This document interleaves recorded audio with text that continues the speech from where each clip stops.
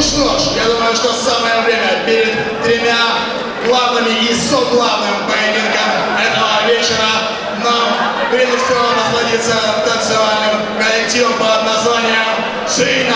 Дамы и господа, великолепные девушки с национальными танцами. Ваше внимание!